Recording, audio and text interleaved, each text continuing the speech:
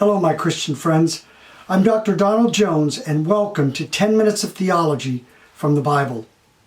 Welcome to our series entitled Defending Your Life, How Christians May Defend Themselves Against Attack.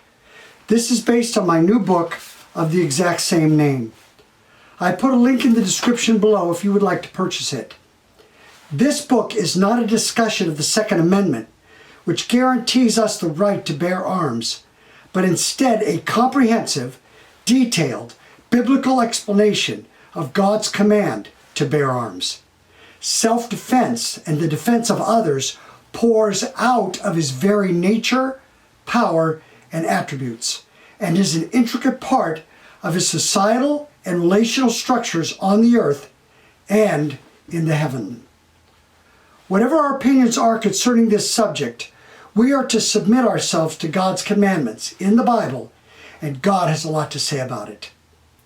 These videos will be short summaries of the scriptural presentations in each chapter. This is the 5th session based on chapter 5 entitled The Scriptural Understanding. In this chapter, we will distinguish between the different kinds of killing and then define self-defense and the defense of others. First, let's discuss the different scriptural distinctions in killing. To understand this important truth, we will begin with the 10 Commandments. In Exodus 20:13, the Lord God gave Moses this commandment: "You shall not murder." This is a general statement without any qualification. Does this mean that all killing for whatever reason and circumstances is a sin and never should be done? Or is it a general statement that is a summary truth which could be written on 2 stone tablets? The 10 Commandments are a set of statements that are meant to be a summation of God's laws. These were simple, basic statements capable of being written down on stone tablets and not black and white declarations which have no exceptions or qualifying descriptions. We know this because Jesus expanded the understanding of the 6th commandment concerning murder. Why? The Jews had taken the commandment as only physical, a black and white concept, and Jesus explained that the heart intent was an intricate part of that very commandment. They were told not to commit murder of the heart. This was not a new teaching, but simply a qualifying description of the commandment itself. Why? As was pointed out, the 10 Commandments aren't black and white statements, but summaries or general principles. After the 10 Commandments were delivered, God gave additional ordinances which explained in more detail his intended meaning. This occurred on 4 separate occasions. These were delivered to the Jews at Mount Sinai, Exodus and Leviticus, at the completion of the tabernacle, Numbers, at the border of the land of promise, Deuteronomy, and after the land was conquered and divided among the 12 tribes, Joshua. In these different presentations, the Lord made distinctions in killing. First, there was the killing with intent. So what does the 6th commandment refer to? It refers generally to the killing of a human being for evil and harm. This is the key distinction that separates it from the other types of killing. Murder involves an evil intent. How is this presented? In one passage, it is clearly stated, and then in others, it is assumed. For this video, here is the clear teaching. Exodus 21:14. If a man schemes and comes presumptuously on his neighbor to kill him, you shall take him from my altar, that he may die. Deuteronomy 19:11-13. But if any man hates his neighbor, lies in wait for him, rises up against him, strikes him mortally so that he dies, and he flees into one of these cities, he may die. Here, Moses makes clear the intent that defines the killing of a man as murder. The murderer lied in wait, and when the opportunity came, he killed the man. This shows he intended to do the man harm. This is in direct contrast to the manslayer who kills someone accidentally, which will now be defined. The second kind of killing is the killing without intent. This is the killing of a person by mistake. The killer with intent is usually called a murderer, and the other is a manslayer by Bible translators, to make the distinction. The first description of the manslayer was someone who did not lie in wait to kill another, Exodus 21:13. But if he did not lie in wait for him, but God allows it to happen, then I will appoint you a place where he shall flee. So he wasn't killed as a murderer. He fled as a manslayer. These next set of passages describe the act of murder using a Hebrew word that means ignorant, unaware, in error, or unwittingly, which is translated here by unintentionally, the second kind. Numbers 35:11. Then you shall appoint for yourselves cities to be cities of refuge for you, that the manslayer kills any person unintentionally may flee there. Joshua 23. That the manslayer who kills any person unintentionally or accidentally may flee there. They shall be to you for a refuge from the avenger of blood. Okay, the third one is a killing to render justice. This would also refer to capital punishment today. In ancient times, a family would send a blood avenger, usually a brother, to kill the murderer. Again, this is the brother referred to in Genesis chapter 9. Numbers 35:19. The avenger of blood shall himself put the murderer to death. When he meets him, he shall put him to death. Numbers 35:21. Or in hostility struck him with his hand so that he died, he who struck him shall surely be put to death. He is a murderer. The avenger of blood shall put the murderer to death when he meets him. So the brother of the murdered person would be designated by the family to administer justice by killing the murderer. This would satisfy God's ordinance of an eye for an eye, and a tooth for a tooth, and a life for a life, and blood for blood. The determination of the guilt or innocence of a person, if that were necessary, would be made in what is called cities of refuge. Numbers 35:6. The cities which you shall give to the Levites, they shall be 6 cities of refuge, which you shall give for the manslayer to flee to. Besides them you shall give 42 cities. These cities were in place to protect the manslayer from the avenger of blood, but they had to remain in one of the cities until the death of the high priest. If they did not, they could be killed by the manslayer. He stopped there. Not by the man, but by the avenger of blood.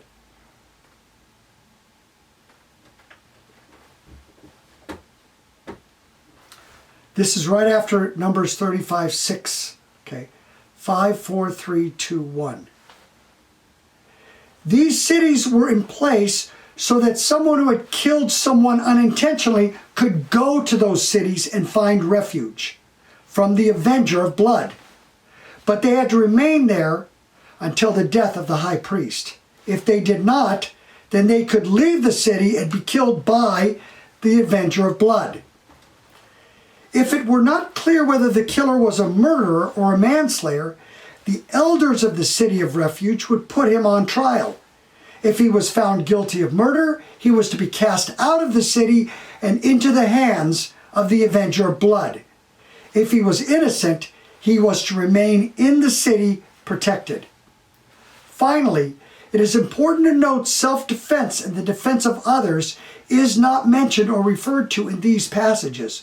Why?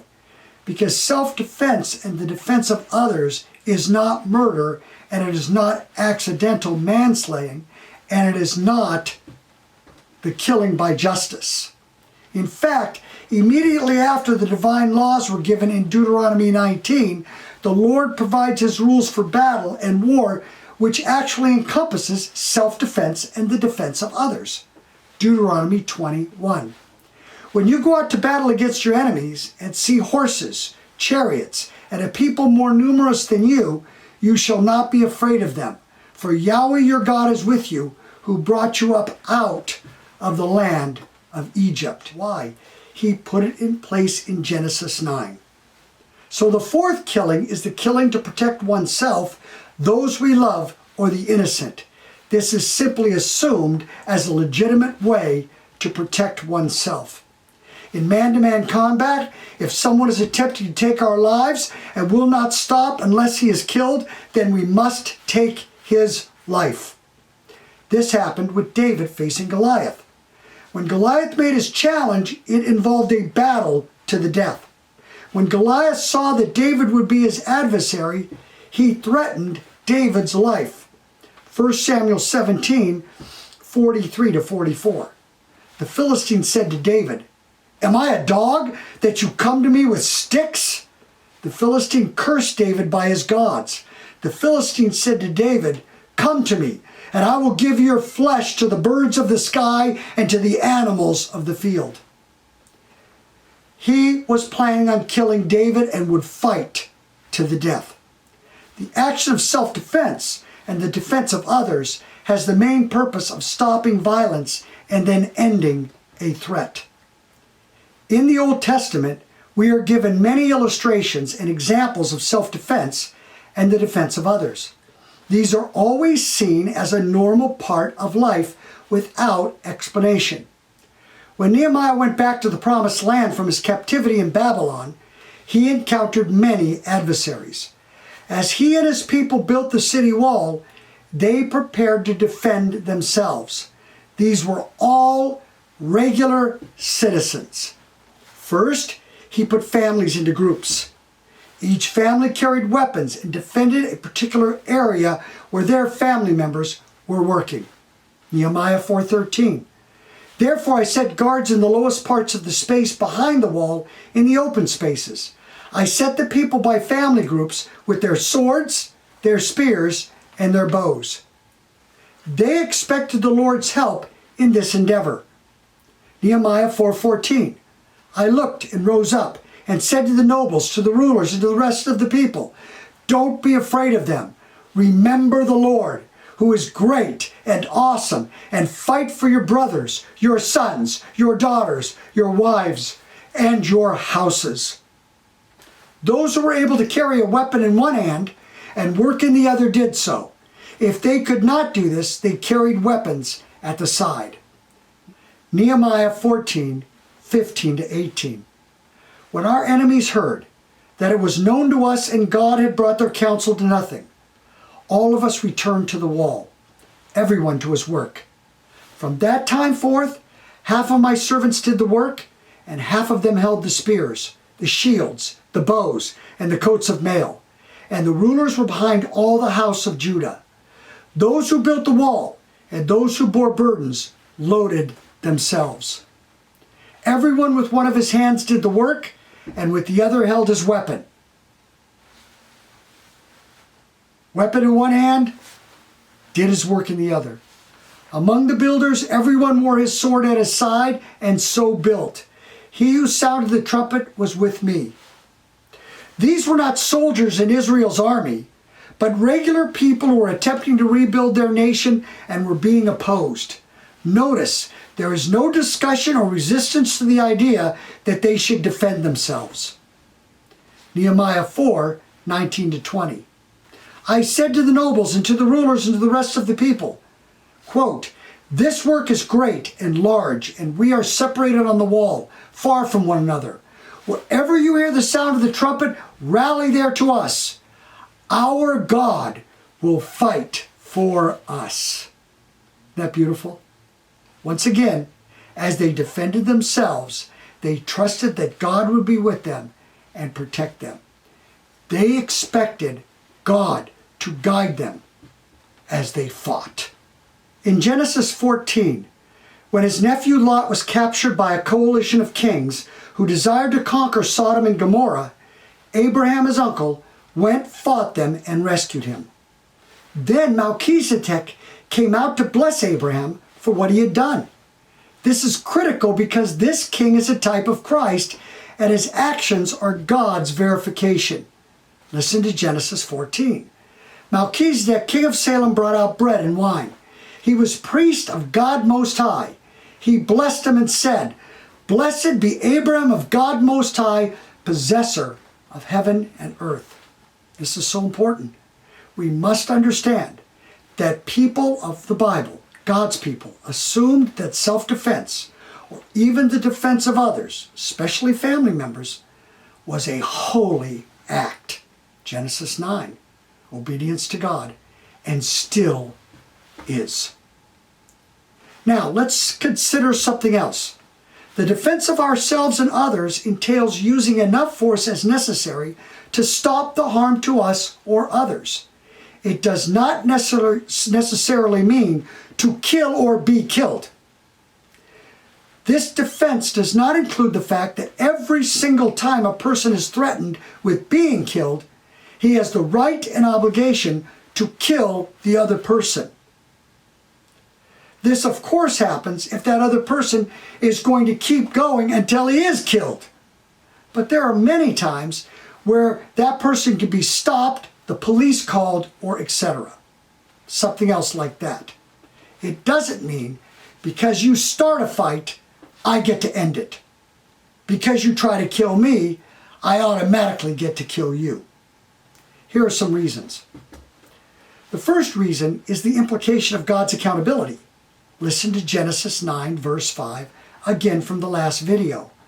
"I will surely require accounting for your life's blood. At the hand of every animal, I will require it. At the hand of man, even at the hand of every man's brother, I will require the life of man." God states that life is in the blood. If blood is shed by taking a life, killing, then God will hold us accountable. For what will he hold us accountable? Obviously, it is whether killing was necessary in that situation. If killing occurs, God will hold accountable both parties and will discern who is responsible and whether it was necessary to do it. If a wicked man attacks a person and the person defends himself by killing the attacker, God will hold accountable the killer for attempting to kill the person and the victim for killing him. I can only touch on this now, but there is much more discussion in the book. Now, how did he do this? In ancient times where there was no government, we just saw, there was an avenger of blood, a family member that would come out. And if someone was killed, they would go to administer the justice. If that person felt that he was a manslayer and not a murderer, he went to a city of refuge and the elders would decide. If the elders decided he was innocent, he remained in the city. If the elders decided he was guilty, he was sent out for the avenger of blood to administer the justice. Second, our consciences demand it. If we see someone kill another in self-defense, the first question that is always asked is, did he have to kill him to stop him? We do this because we know intuitively that killing is a last resort. Third, governments decide. Paul says that we are to submit to governments, and governments ask the same question. Did he have to kill him to stop him? Judgment is usually rendered in the same form based on whether the person had to kill him or not. If he did, self-defense. If he could have kept him alive, it would be considered self-defense once he had stopped the attacker, and then murder if he had continued to harm him unto death. It is obvious that governments are made up of men with consciences, and they follow them also. Fourth, the indication of the law. In the Old Testament, God's laws were given with critical standards. Justice was to be administered with an equivalent or equal retribution. This was called an eye for an eye and a tooth for a tooth. God's justice demands equal retribution. Someone who attempts to kill us deserves the equal force in return. We stop them, and if necessary, kill them to do it. This is also an eye for an eye and a tooth for a tooth, obviously a life for a life. These points indicate that one should only defend himself with the equal force that one brings upon them in order to stop them. If one is attempting to kill someone, that person should use the force equal to stopping him. If we can only stop him by killing him, then this would be just. If he attempts to stop him and out of hatred, anger, revenge, decides to kill him, then this would be murder. Of course, these motives would only come into play if he could have stopped short of killing him. One would expect that in the heat of the moment, some of these feelings would emerge. Yet even the law and the government would expect someone to have enough self-control to use just enough force to stop them if possible. Of course, that is not always possible. Sometimes the skill level may not allow this to happen. Someone who has skill with guns may be able to shoot the person in the leg or the shoulder, but an unskilled person may not. That has to be determined by authorities. The skilled person may be more accountable for a killing than the unskilled. This is one of the reasons for governments. They have to determine that guilt. This is what happened with David and Goliath. David had to kill Goliath because the giant told him that he would kill him and there would be no other way of stopping him. Now, many people conceive of self-defense based on its possible abuses rather than what it is. They mix up the thoughts and the intents of the heart with the actions that need to be taken to defend oneself from harm. The reasoning goes like this. If you defend yourself, then you are taking revenge, retaliating, hating, and lashing out in anger. Therefore, all self-defense of any kind is wrong. Yet self-defense in the Bible has nothing to do with motives. Self-defense has everything to do with actions, which are to prevent or stop people from harming us or others. Defense comes out of the motives of love and concern, the attributes of God. One of the issues that arises when people speak of self-defense is the idea that it is retaliation or revenge. It is not. Rather, it is the administration of justice to those who want to harm us or others. This is Dr. Donald Jones. I will appreciate your support by taking the actions you see on the left. Goodbye, my Christian friends, and may God bless you.